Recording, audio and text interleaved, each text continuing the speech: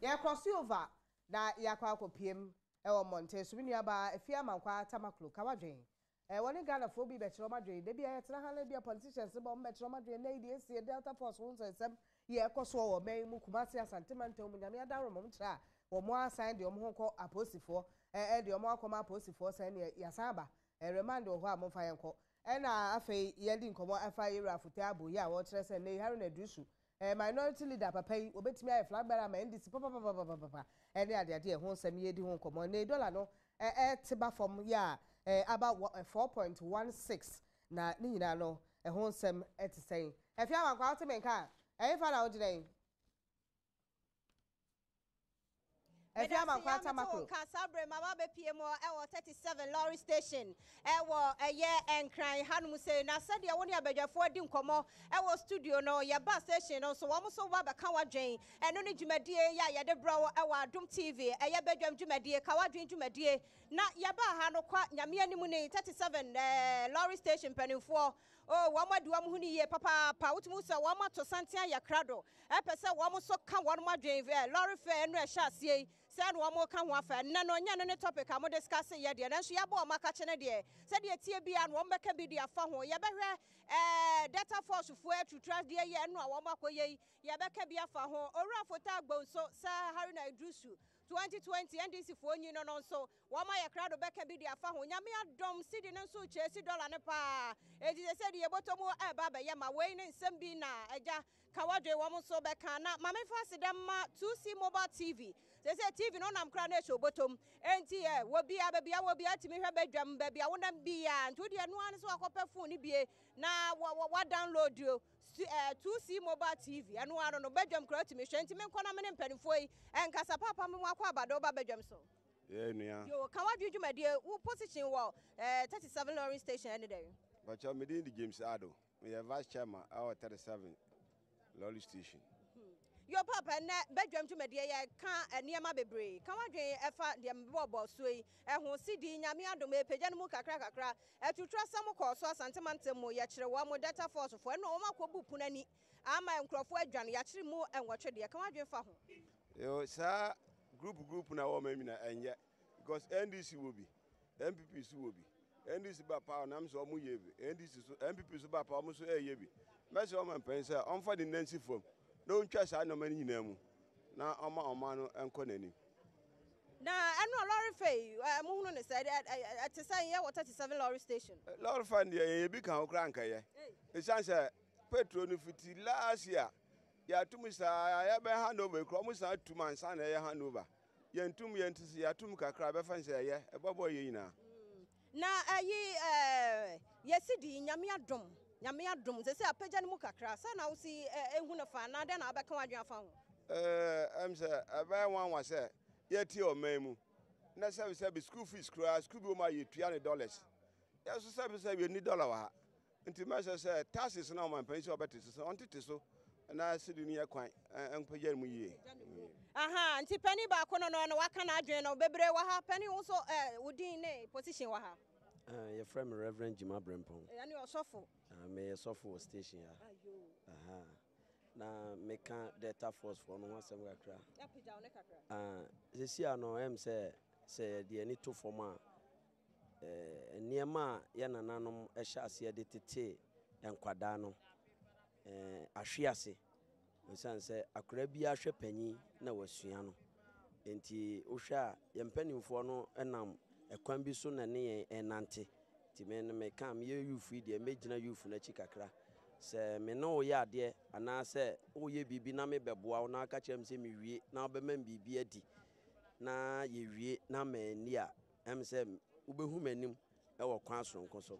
me srem panimfo no se aya mo mfa epo bi nhye enkura ni trim emma daache hwamodie ba omo ankotwe asekan pese minkuminya ena de atutrasem ene akunkumakunkum eba ebi asi Nigeria pen eti nkani kwase Ghana ye ma ye ho kwan the entire American and the penny de pobia tongue quadani. Shomobo. Na sisi anonso no e boshe ni mu no ankoba sa afi de certificate na abam na nka mo hwa ase enso na mo ka ase de certificate ma adwuma enka emu bi ho anka mo ma anka mbekọ afuom nti obi okura se kan na aga je nso onya se kan nto no meboa na owia obeman bibi na afi ye hwa ahwe ma ye no ekom nso ema anibre enti no o ma anya de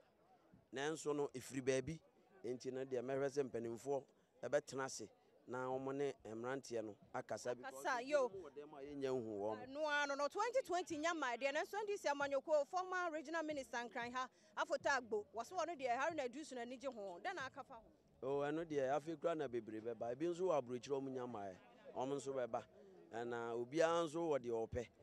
se unua wa agroma ye ni nya entiam se sisi a group no esi mpanimfo bi a miensa bi na so sam mpanimfo no kasa ne ma be yidin Ronis wo na nyame adom se ya sidi pagya no mu kakra eno so wadwen kire wo ho ne sen eno de mpanimfo ni nimade omo ya ebe pagya no mu na ye no omo nye on se wo mo ewo kwan omfa so di nyinya omo niema enti so omo jaza niema ne ya sidi no ba ko pa edika ne se untimi enkobro ni krom koye popular ensene no enti mom ye nya dollar ye di Ghana ha no ni ye ni sidi ti so obi fra bro kire ba ye adwuma Ghana ha ye mfa sidi ntua ne ka ye yesa sika no ye de no benya ahoden na yakonka dollar no enti na dwenkyerɛ no no ka wadwe dwumadie wɔ Adom TV Badwam so channel so say University of Education winning by distance admission no so ayade sɛ ekoso dwumayeni wo pɛsɛ wo to a wo masua so a me pɛsɛ wo kɔ University of Education winning by distance admission no ayade a ekoso ditumi kana kɔ sesi a programs ne de ɛdɔso one more administration degree in business administration diploma programs ahudo ni nyina no wo ye bi frɛ 0207 381 668 0207 381 668 and 0202 042 141 0202 042141 na ene mpanifo enkasa adwenkyerɛ kan wadwe dwumadie ene na yade ababa PMO e 37 lorry station ya yade bro papa memo akwa abado ba badwam so mejo so na udin de say afre tete udi bia wa ha na yade pacho me driver no station yo ene kan wadwe ene ye hwe sidi no nyame adom epagya ne mu eno achi so ono abo afota agbo wo so on the 2020 NDC mfa Harry na drusu enko data force for wa santimantem mu enu ankrofo na no ankrofo a ye kire wo mo akobu sales na ni ama wo mo adwane emom ya chi mu nwotwe de sa asem we wadwen kire ene sen yo meda wase na na edi kan mafa fi nia onabo afote agbo kan no oni de ye won asem na to on de se ne won be ye no wo mo ye no ho na ye nso aye wase no so ye hwe na ye nso ye se be kan asem afa sidi no nso se ne ya efro ko no so no ye be tere nyame se mpenfo no mo wa mo modin na nkosoro na se kosoro nso a afa so ye hu be han han afa se si data force asa data force na ye den ade wo mu fi fa ye den me bi sa se ye ni soldiers wo man mana ye ni police wo man mana ye ni prison ye ni other security personnel wo man mana ada na say political party onkoti cycle we sa niam na political parties ni ye no so wan hwe yi a otena bi ebe feti e chimba ye bi sa ye ho say den na di Boko Haram baaye eden na baaye wo ye friend say Iraq ani ba bia Liberia no mu ne ade na ade sa kuo security sa wo mu form behind the police and other groups no wo mu na chi no wo mu da wo mu rebels na de how aban o manum entenne no mpenfo na wo mu di NDC na MPP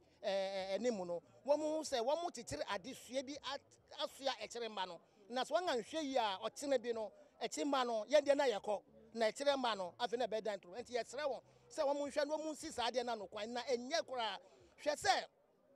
obi akoti obi na de na ko police station de na ko court mumra kwan be na wo na esa ko police na ko say mukwa ko bubu na mu akọji wo mudi mra na hye won sa we say MPP aban onfa ne nansi fam no ndi sa asem yiye na hu say yes MPP no oba wo omanfo yiye di ho oba say enya ho to na enya sisie na say sa de yi koso a ubon sa afi obi akoye nga nya no hwe miso mekọ akoye en sa nkrofo no say enu wondie afem so kra magine kire me kra ne say sa nkrofo na say yenga suspect say yenga che wo no eka me kwan kan fa won ko jail straight na ehu beto ye na sa nyama no eto ntwa afem kan bebe so fa rori fe no lorry fare no mo de anokware ye hwe a enye nso ebesom saa na ne amepese me ka kire general public ni se no mo ti ase se ye lorry fare no ma wo mo feeling se ye driver for no eye yende now so ye se wo mo hu se ye so ye wo yire ne ma no ye tua school fees ye tua lorry fare ye nka so ye tua lorry fare and say a lorry fare ma mama mun kan say eye yende no mfa won ani abe say so na fe nga bedan atamfo ama public na adwuma yen drivers ye wo mem ha no adwuma ni bi ani wo ye sa fi anopa ya me fi anopa 5 o'clock be bim sa train me pe worker obetimi aka chem say ne wato dokun 1 cedi acho bi nso na anopa mi ma fa improve be say mienu free aba ha and say wo mo hwe ye say yen driver for no public no mo mu yen say adwuma ye na nya adwuma keto a enti ka wadwen no waka na adwen simple kra no eri dwumadi enti se wo 37 ne mpota mu ha se ya wo so utimi ba ha na wo beka wadwen wo badwam dwumadi no so na yakoyanim mame yamwakọ abado ba badwam so ye na ka wadwen dwumadi wudi ne de say pacho ye frame Auntie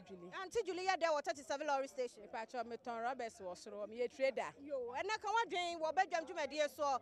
pensem mu yedi nkomo bebre data force fuo ya wo mo enra kwa buru sese ni ye niema ensem fata ya kire mu wo twede sidi ne so nyame adom apagya ne mu kakra ne sa ora foto agbo was on the 2020 NDC mfa hari na idrusu we ka wadwen ni be bia lorry fare no so wo issue wo ho na de atato me pacho ni emrante ne ye no manye ni ye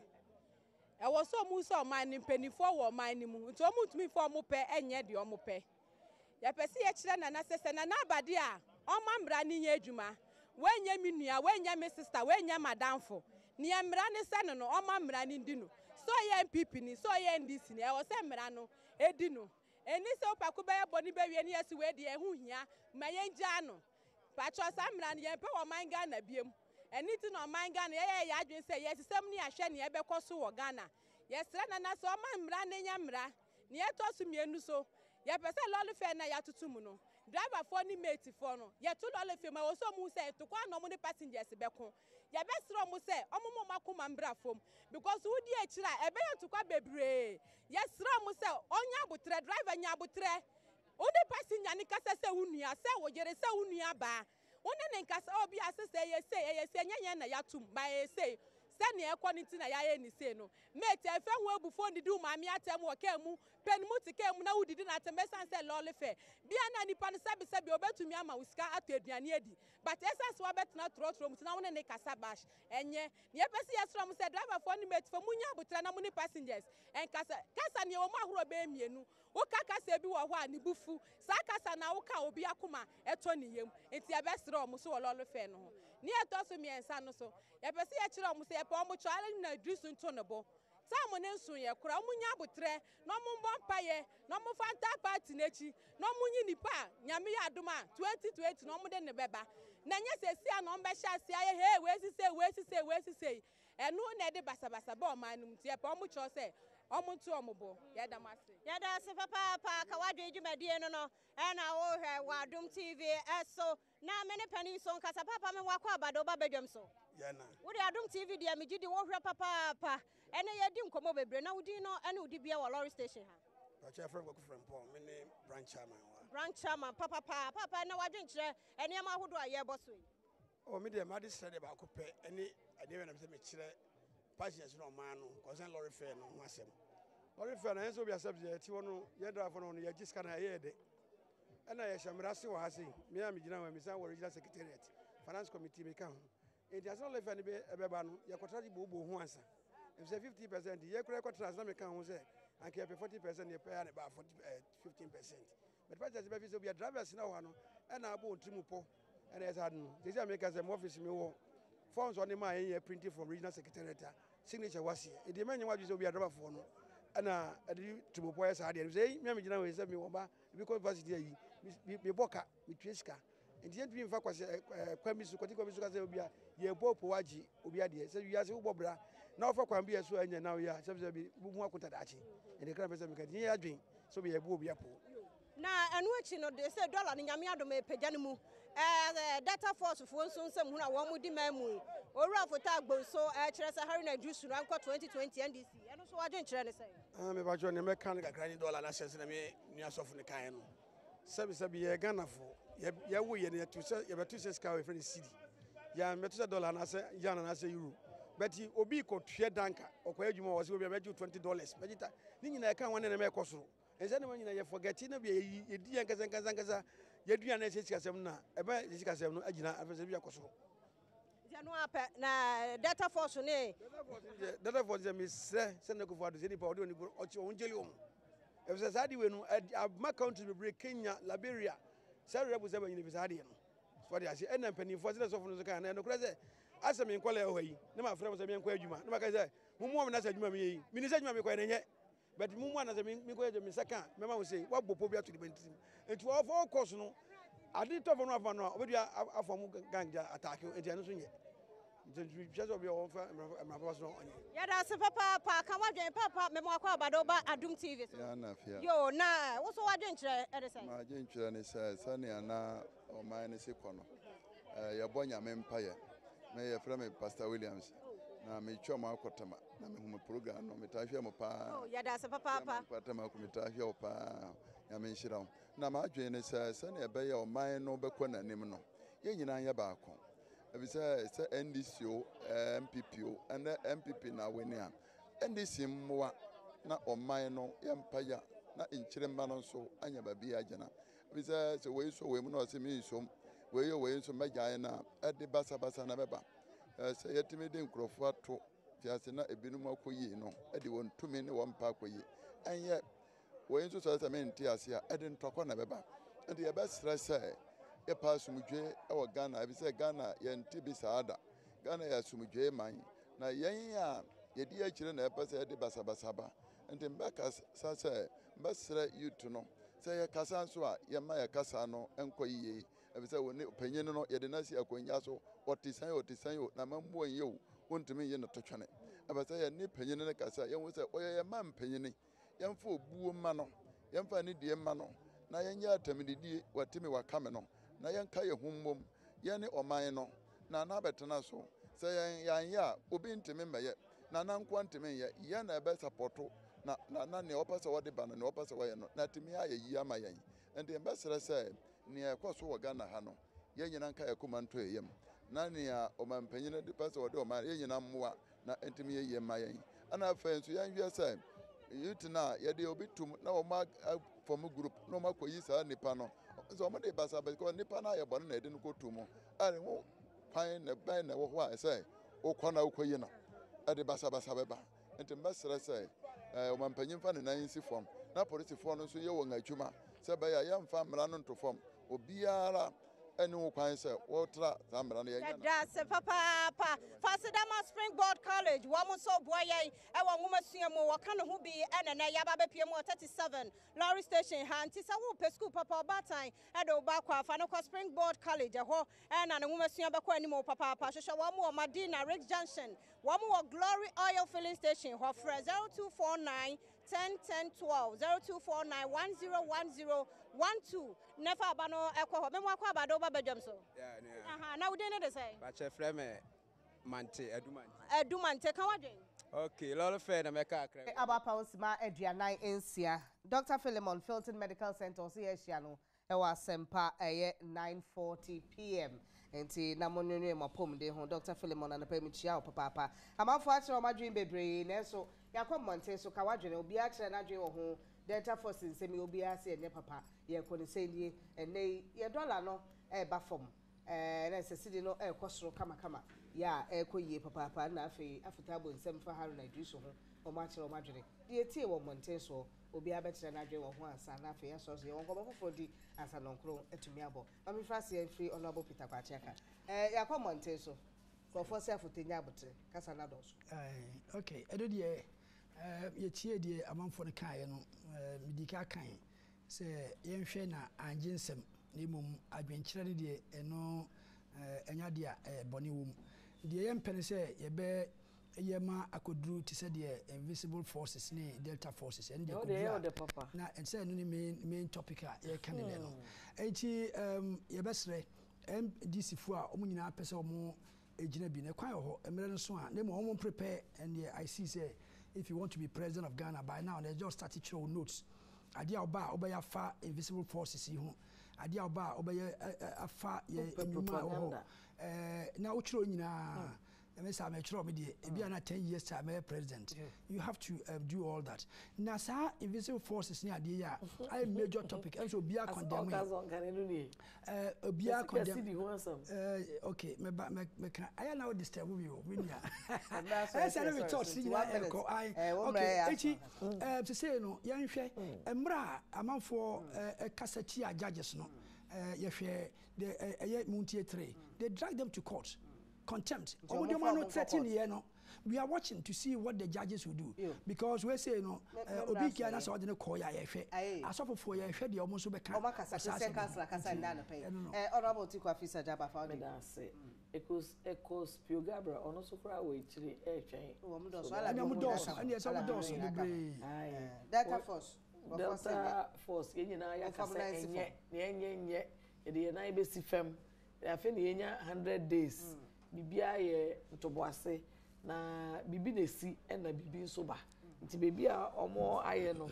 akoduru no omo ma obi ehu se emwa nti no omo ampanyi wakase enye ordinary be si fam na nado igodu am sidi no nso no economy no ye kan ye se ye ba ye be hihye ni ye ye Wizkid honorable excellency Dr. Bawumia economic management team na nado ankasa nzo your economics for university eya na ni pay refi enti no sidi no management ene ye finance minister omo manage city no enti business world no omo nya confidence in the government baka kaka ena taxes na ye no kokompe fo ne ne keka ho taxes ni nyina no ni nyina eba munya botre ni nyina eba was not built in a day say nanado igodu enti no mesrawo yemma no abotre yemfa buo ema no ene odo so wo do nana menye basabasa medase lucky about Adaroma na fe NIB wo Madaroma ne dem pense mu bre wo ye no honorable Tiku Afisa Jaba Minister Gender, Children and Social Protection, Honorable Peter Kwachiaka, Member of Parliament, Amefi Central, and Edin Komo. Earlier on, any Honorable Kennedy, Japan, was Central Member of Parliament, Efchen Komo, Ewo Monte. So if you are Makwatamaplo, Esi Monte, so the one Kawadri and Breo, Mekwaba, na ye was meant to be Yene, channel manager, Kwaja Award, and Nikurami, Adom TV, and preferable TV station, you'll be up as Washi, and one Adom TV, ya award, no, Diama ye, as a moment can one more, sanity.